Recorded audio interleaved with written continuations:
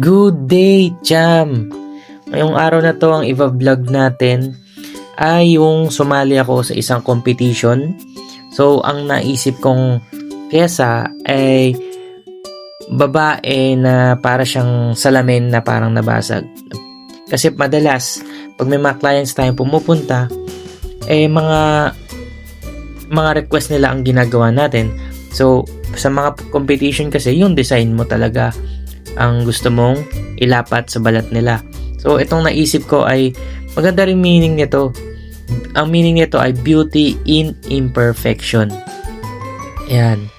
So, ayun, dahan-dahan lang to, hinimay-himay natin yung bawat proseso kasi syempre, kailangan kahit papaano, makasundot tayo ng award.